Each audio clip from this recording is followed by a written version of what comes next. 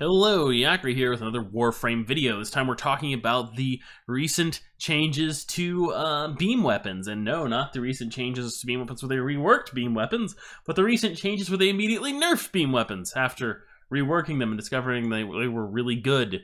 They're still pretty good, but they're mostly more annoying to use now, in my opinion. I'm not really a huge fan of the change because I don't think it matters except to be irritating, but hey, you know, I'm not a professional game developer, what do I know? Alright, this is my build for the Synapse. I have ribbons for it, but I'm not using them. And, oh, actually I should show the Atomos too while I'm here. Okay, so this is the Atomos, and let's see how they do against a bunch of enemies. Now, in particular, I think this nerf hit, I should also state what it is, but before that, this nerf hit weapons that were, how to put it, a single target large ammo capacity weapons, or weapons where you would want to kind of sweep them across a group of enemies. In particular, weapons people seem to, or at least some people seem to think were hit the hardest by this, or this was aimed at, like the Amprex, which I'll show in a bit. I think those weapons were hit the least hard. Like the Amprex, not really affected by this. I didn't actually test the Atomos earlier, but I don't think it's gonna make a big difference for the Atomos either. Alright, so let's just take a look at this. As you can see, like initially the damage is pretty crap and it quickly builds up to a very high degree. Now here's the thing, previously this damage ramp up was faster and it would not happen per target, it would happen per ammo clip. So let me fire continuously for a bit here, right? So I'm firing continuously, as you can see, very little damage initially, ramps up really quick, and change targets, again, very little damage initially, ramps up really quick, change targets, very little damage initially, ramps up really quick. Okay. So here's the thing. They increased the ramp-up time from 0.8 seconds to 1 second. They also, initially the ramp-up time worked just the way you would expect it to work, and like it works on all other ramp-up weapons in the game. When you begin firing, the weapon starts to ramp up. After 0.8 seconds, it was ramped up to full damage and range. Now, how it works now is that it's per enemy. So if you once you fired at this enemy for 1 second, the damage is at full damage, and when you change targets, it goes back to 0, right? Or rather 10% of your full damage, and then ramps back up to full damage. And it will decay on your previous target while you're targeting the new enemy. This means that changing targets is relatively a bad option, and you need to burn targets down before moving on to another target. It's also an overall damage increase, right? So let's say I went through 3 targets before I ran out of ammo with the Synapse, right? So that's 3 seconds spent ramping up instead of previously where it would have been 0.8 seconds spent ramping up. That's about 3 times as much DPS lost to ramp up as previously, right? So before I probably would have been able to kill 4 enemies instead of only 3 with the Synapse, right? Actually, I couldn't kill the 3rd one. Remember, he got to low HP. Now, it doesn't affect weapons like the Atomos as much because it chains together and hits numerous enemies simultaneously. So, although it actually does less DPS than the Synapse, you're hitting all these enemies simultaneously, right?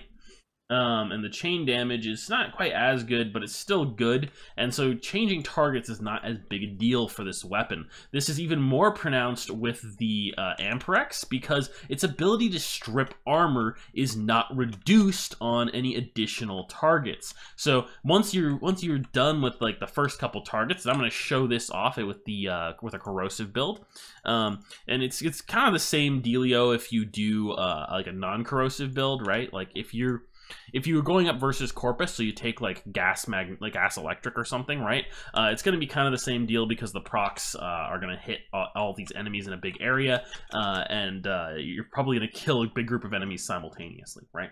Okay, so let's take a look at this. So the amount of damage that this weapon does to a group of enemies in a given time period is definitely reduced, because previously, previously when I was testing this weapon, you wouldn't always see these Grineer guys get to their HP and have their armor completely gone. They would often die before that happened, right? The whole group would die.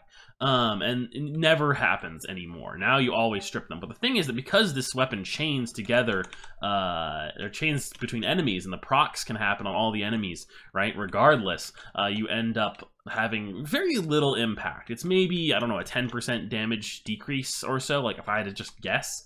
I don't know if anyone has worked out on paper what this really means for weapons like the Amprex. It's pretty hard to do with the enemy chaining, and you've been throwing in some RNG and status procs into the mix, but it's made very little difference for the Amprex, whereas it's a much more significant nerf for the Synapse, and it's probably far more significant for weapons that are kind of like crowd sweepers, like the Convectrix, although I unfortunately have not been able to test that, as only the Synapse and the Amprex are weapons that I've used previously, and so I haven't had time to like level up every beam weapon in the game, unfortunately. So overall, not a huge fan of this change, but does it mean beam weapons are bad? No, it doesn't mean beam weapons are bad. I'm not happy with it because, I don't know, they were competitive with some of the other best weapons in the game, and frankly, for a lot of purposes like boss killing and Eidolon hunting, beam weapons are still shit. Honestly, for more normal game content, they became a lot better, and I probably would prefer the Amprex still for a lot of horde mode content, survival missions, sorties that aren't assassination.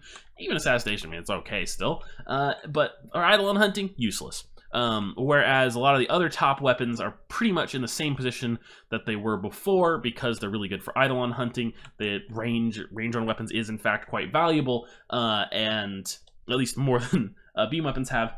And they're really crazy high damage. Like the Lanka could clear one of those crowds of enemies in like 2 shots probably with a gas build, with a freaking gas build. And that's when you have no armor strip of your own, right? Heaven forbid you play in a squad where you've got armor strip with that monster, right? And there are other weapons at a similar level of effectiveness depending on how you build them. So point is that I don't actually think making the beam weapons competitive with the best weapons in the game was an actual problem, since none of them were previously, really. Alright, Yakri out. Thanks for watching.